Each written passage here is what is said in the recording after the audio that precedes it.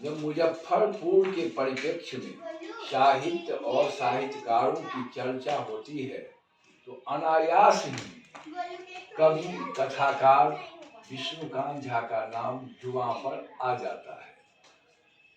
विष्णुकांत जी की कविताओं को सुनकर दिनकर की याद आती है तो कथाओं को सुनकर प्रेमचंद जी की। विष्णु झा जी में 3 धाराएं बहती हैं, साहित्यिक, राजनीतिक और सामाजिक।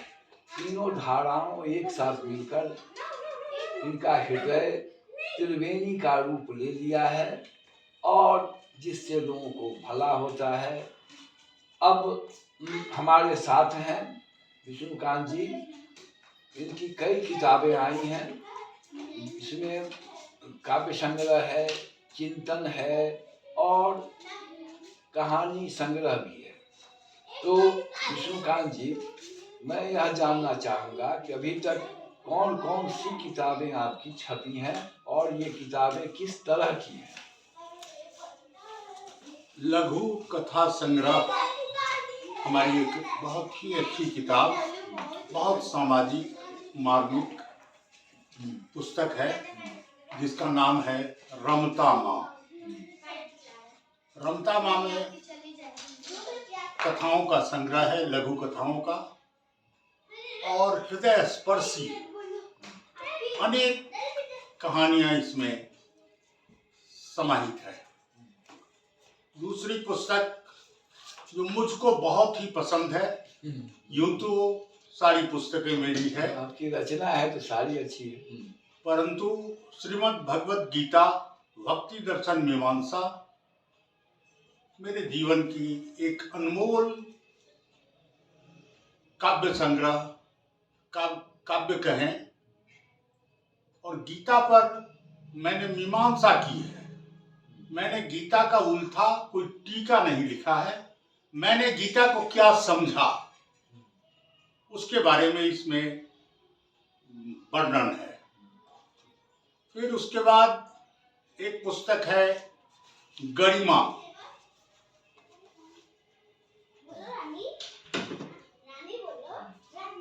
पुस्तक है गरिमा। इसमें लगभग 50-60 कविताओं का यह संग्रह है, जिसमें गजल भी है, राष्ट्रीय भावनाओं से ओतप्रोत गीत भी हैं और जिंदगी के जो बोध होते हैं, सार है, उसके बारे में भी कई कविताएं हैं। फिर एक पुस्तक मंजिल है, मंजिल।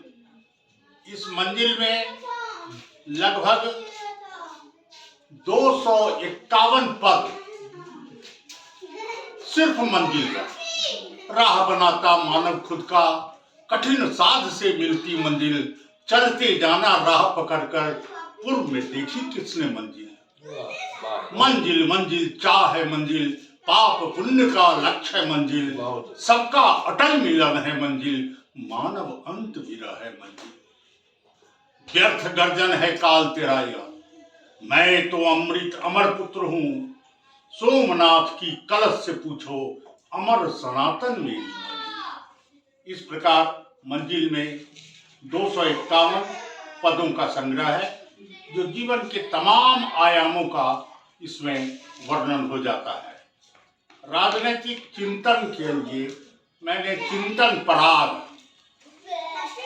पराग पुस्तक की रचना बहुत पहले की थी कि राजनीति का उद्देश्य क्या होना चाहिए, हमारे राष्ट्र की संस्कृति क्या है, हमारे जीवन का संस्कार क्या है, हमारे राष्ट्रीय नागरिकता की पहचान क्या है, कर्तव्य क्या है। इन बातों का इसमें किसी भी राजनीतिक कार्यकर्ता को किन बातों का ध्यान रखना चाहिए जीवन में, जिसमें समाज में उत्थान हो सके, समाज में एक अच्छी प्रवृत्ति का समावेश हो और राजनीति पवित्र से पवित्रतम की ओर अग्रसर होता रहे। इस प्रकार अन्य भी बहुत सी पुस्तकें, कथा संग्रह जो पांडुलिपि आ चुकी है, बन चुकी है, परंतु वो छपने में अभी कुछ विलम्ब है। वो छपेगा तो आप लोगों के समक्ष पुनः प्रस्तुत करूंगा। अच्छा विष्णुकांत जी, आप राजनीति में भी हैं, साहित्य में भी हैं, समाज सेवा में भी हैं, तो यह बताइए कि साहित्य में पहले आए या राजनीति में पहले आए? पहले मैं वाकई राजनीति में आया। राजनीति से पहले कहिए सामाजिक कार्यों में मेरा बचपन से ही एक स्नेह रहा है, लगाव रहा है, और उसी से धीरे धीरे मैं राष्ट्रीय स्वयंसेवक संघ का स्वयंसेवक बना। फिर राष्ट्र के प्रति मेरे मन में जो भावना आई और उनके सिद्धांतों से मेल खाता हुआ जो दल, राजनीतिक दल मुझे नजर आया, वो जनसंघ, बाद में भारतीय जनता पार्टी के रूप में मेरे जीवन में उसने दस्तक दिया और मैं उसमें ही लगातार लगा रहा। और मेरे जीवन का एक बड़ा ही सुखद पहलू मैं बताऊं कि मैंने अपने जीवन में राजनीतिक कारणों से संपूर्ण देश के आंदोलनों में, सैद्धांतिक आंदोलनों में भाग लेकर 10 से 11 बार मैं जेल जा चुका हूँ। जेल यात्रा मैंने सही है, चाहे वो 1975, 76, 74 का जयप्रकाश आंदोलन हो, राम जन्मभूमि का आंदोलन हो, कच्छ का सत्याग्रह हो, गौ हत्या निरोध पर सत्याग्रह हो, महंगाई पर सत्याग्रह हो, मैंने सब में भाग लिया और कभी कुछ चाहा नहीं, क्योंकि मैंने बंच ऑफ थॉट परम पूज्य गुरु जी, जो माधवराव सदाशिवराव गोलवलकर, जो आरएसएस के राष्ट्रीय स्वयंसेवक के संघ के दूसरे सरसंघचालक हुए हैं, पूजनीय गुरु जी, उनकी पुस्तक में एक पंक्ति मेरे जीवन में ऐसा घर कर गई, जिसमें उन्होंने कहा था, जो मांगता है वो छोटा हो जाता है। इसलिए राजनीति में मैंने चाहत कभी नहीं की। जो जवाबदेही मुझे प्रदेश से लेकर, जिले से लेकर, गांव से लेकर, शहर से लेकर मिलता रहा, उसका निर्वहन करने का भरपूर प्रयास मैंने किया। विष्णुकांत जी, अभी आपने कहा ना, जो मांगता है वो छोटा हो जाता है, कहा ना? तो इस संदर्भ में एक पंक्ति मुझे याद आ रही है कि साधक जब याचक बनता घट जाता है, साधक जब याचक बनता घट जाता है, उसकी पूंजीभूत तेज बढ़ जाता है, देने वाला पुरुष ईश बन जाता है, देने वाला दास कोटि में जाता है। कहने का मतलब यही आपका पंक्ति। खैर, अब ये बताइए कि साहित्य के क्षेत्र में कैसे रुचि यदि आपकी? यदा कदा मित्रों के साथ कवि गोष्ठियों में जाता था।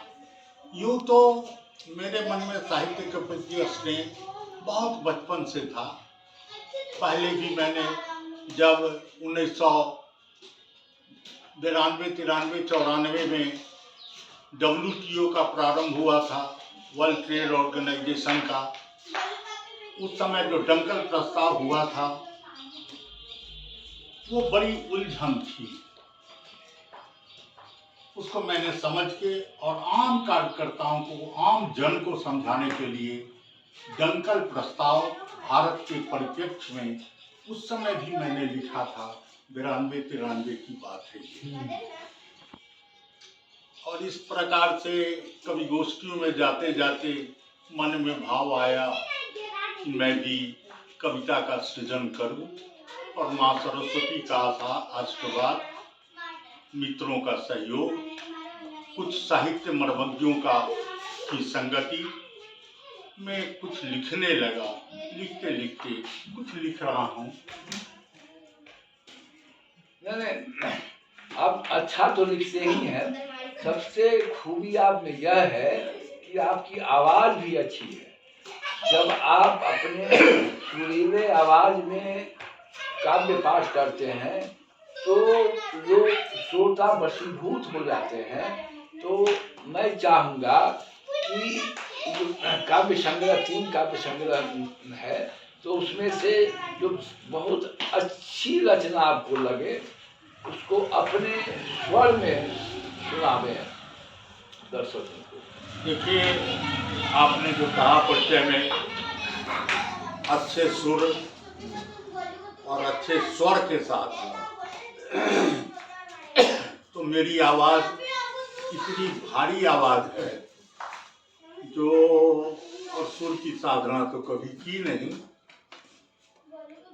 फिर भी संगति में आप जैसे साहित्यकार मित्रों की संगति में जो थोड़ा बहुत सीखा है उसको मैं एक कविता के माध्यम से प्रस्तुत कर रहा हूँ। दहशत गर्द। जहाँ मेरी मुहब्बत है वहाँ मैं जान देता हूँ। वहाँ के हर परिंदों को फिर पैगाम देता हूँ।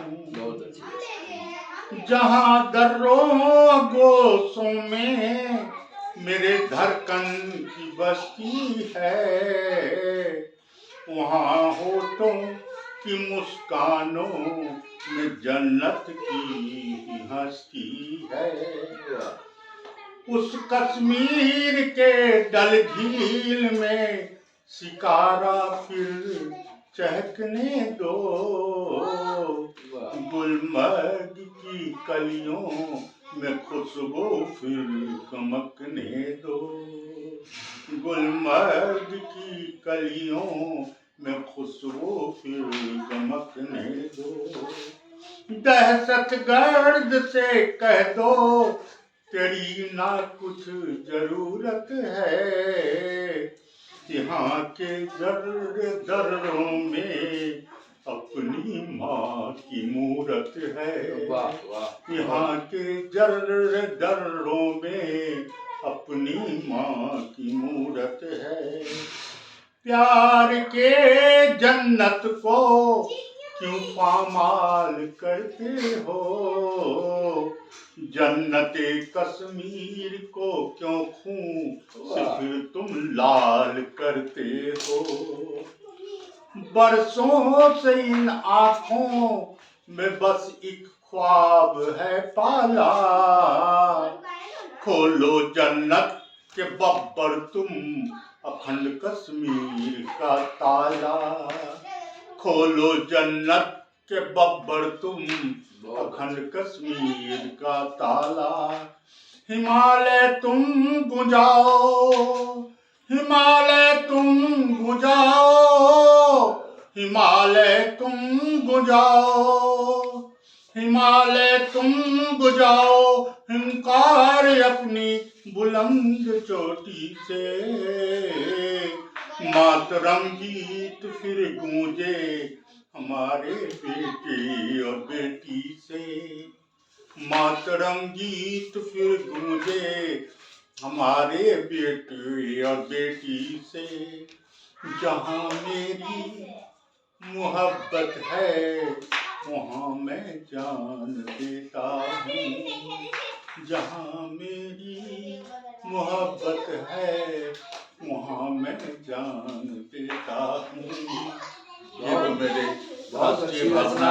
आपने कहा कि मेरा स्वर अच्छा नहीं है, आप बहुत बेहतर में बड़ा वाह हो लगा रहता है कि बड़ा ही कठिन शास्त्र है, समझना बहुत ही कठोर है।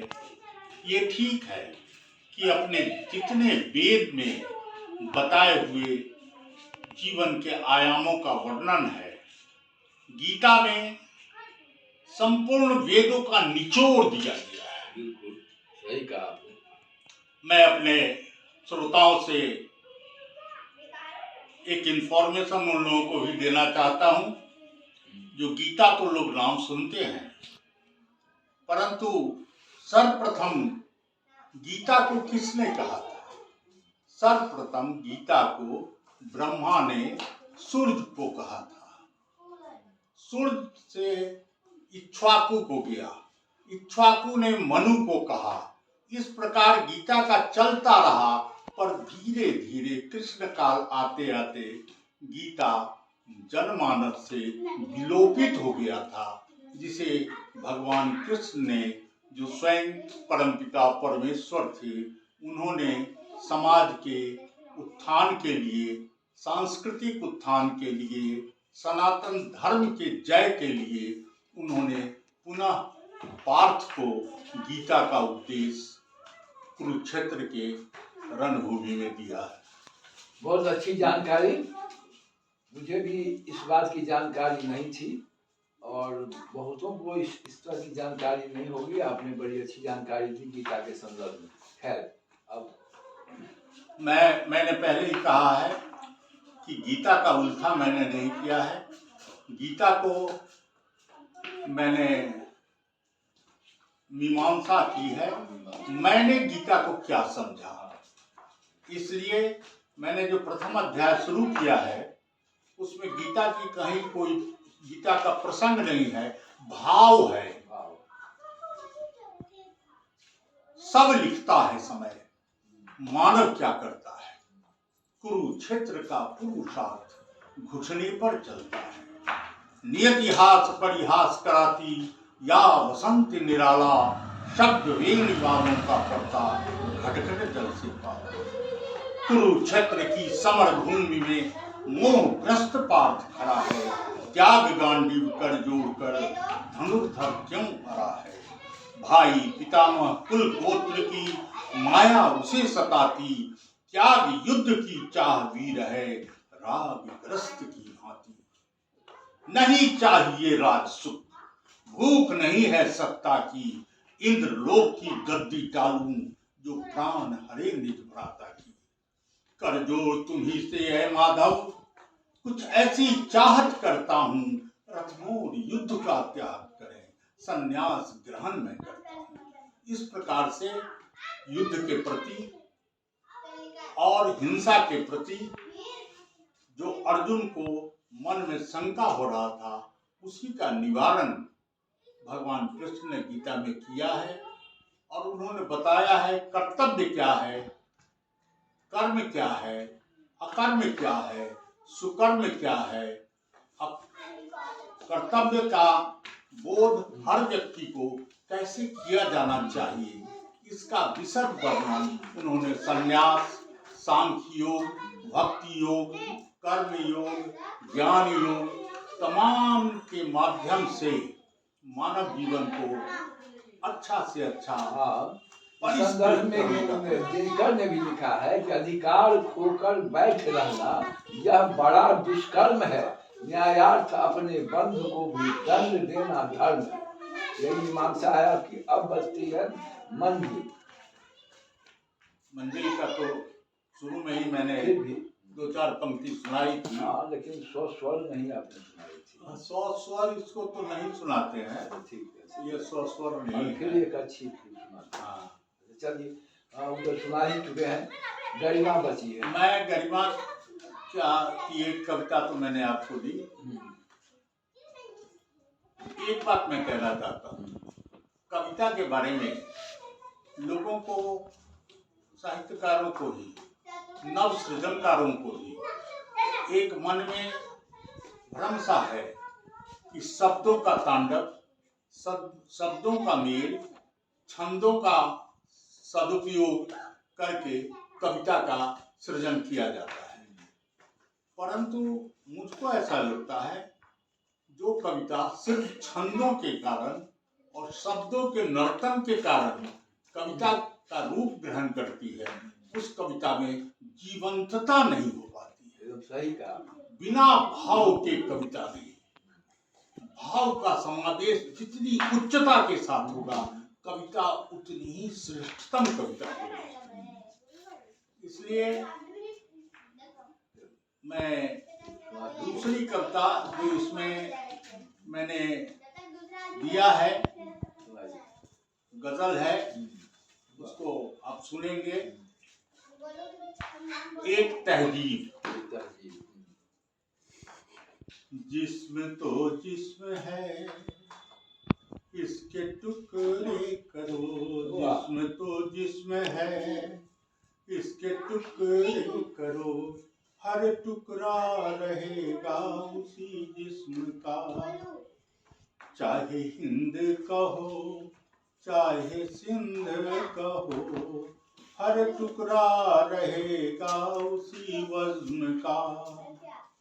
माँ के बेटे बड़े चाहे छोटे रहें, माँ के बेटे बड़े चाहे छोटे रहें, माँ के बेटे बड़े चाहे छोटे रहें, हर बेटा रहेगा उसी जिस्म का। गंगा की धारा हो चाहे सतलज बहे, दिल में लाखों तूफानों के दर्द को सहे। कभी सतलज की धारा में लाशें फटी, प्यारे बूंदों के खातिर करबला थी घटी। प्यारे बूंदों के खातिर करबला थी घटी। गोधरा में जले या पिंडी में कटे, गोधरा में जले या पिंडी में कटे। खून कतरा तो था फिर उसी जिस्म का। खून कतरा तो था फिर उसी जिस्म का। चाहे ढाका कहो या लाहौर में रहो, चाहे ढाका कहो या लाहौर में रहो। टुकड़ा कश्मीर के हो या रन कच्छ का, जुल्म भुट्टो सहे लाल चौक पर मरे। खून का छींटा उड़ा था उसी वक्त का, खून का छींटा उड़ा था उसी वक्त का। बंदे अल्लाह के हों चाहे ईश्वर के हों, बंदे अल्लाह के हों चाहे ईश्वर के हों, बेटा दोनों तो फिर है इसी जिस्म का। इस प्रकार से ये हमारी दूसरी कविता आपको अभी आपने मंजिल की रचना सुनाई, गरिमा की रचना सुनाई। मैं महसूस कर रहा हूँ कि हर रचना में राष्ट्रीयता छिपी हुई है और संदेश वाहक रचना है। संदेश देती हुई राष्ट्रीय भावनाओं से ओतप्रोत आपकी रचना है। दूसरी बात, मैं एक कविता जो आपने कहा राष्ट्रीय भावना, मैं किसी लीग पर ही सिर्फ नहीं चलता। एक कविता मैं सुनाना चाहता हूँ जो इस लीग से अलग आप समझेंगे। जीवन का दर्शन क्या है? जीवन दर्शन है। जीवन दर्शन। कुछ क्षण की यहाँ सांसें हैं, कुछ क्षण की है बात यहाँ, कुछ क्षण के सब रिश्ते हैं, कुछ क्षण के सौगात यहाँ, कुछ क्षण के सौगात यहाँ। एक अकेला राही पाता कली पुष्प और प्रीत यहाँ, जब तक सांस रही पिंजरे में, जब तक सांस रही पिंजरे में, जग के सब मन मीत यहाँ, जग के सब मन मीत यहाँ। आओ समय से खेल रचाएं, आओ समय से खेल रचाएं, हर क्षण मिले आनंद यहाँ। कुछ क्षण तो अपनों में बांटे, कुछ क्षण तो अपनों में बाटे, कुछ क्षण मिले आनंद यहाँ। कुछ क्षण जगमग ज्योति चमके, सबके पीछे प्यास यहाँ। अमृत बरसा पल पल होती, अमृत बरसा पल पल होती, ज्ञान पीठ बिन व्यास यहाँ। ज्ञान पीठ बिन व्यास यहाँ। मैंने तो जीना सीख लिया है, तमाम आपों के बाद मैंने जीना सीख लिया है। हमने जीना सीख लिया है, हमने जीना सीख लिया है। जीवन है बस गीत यहाँ, सुख दुख के दोनों तीरों से, दुख सुख के दोनों तीरों से, सरगम में संगीत यहाँ, सरगम में संगीत यहाँ। कुछ क्षण की यहाँ सांस है, कुछ क्षण की है बात यहाँ। कुछ क्षण के सब रिश्ते हैं, कुछ क्षण के सौगात यहाँ, कुछ क्षण के सौगात यहाँ। बहुत अच्छा विष्णुकांत जी, आपने इस सूत्र को सार्थक कर दिखाया है कि साहित्य समाज का दर्पण होता है। बहुत अच्छा लगा। आपने तीनों किताबों से एक रचना सुनाई। रमता माई जो आपकी कहानी संग्रह है उसके बारे में भी बताया। ये कहानी संग्रह छपने भी जा रही है, लगता है। कहानी संग्रह रमता माँ तो छप चुकी है। रमता बाग के बारे में आपने बतलाया है। हाँ, तो छपी हुई है। एक कथा संग्रह आपको छपने वाली है। हाँ, और उम्मीद है कि उसे भी लोग पसंद करेंगे। इस रमता माई के बारे में कई साहित्यकारों ने टिप्पणी दी और सबका यही था, इसमें प्रेमचंद की बू आती है। प्रेमचंद की रचना जैसी ये रचना।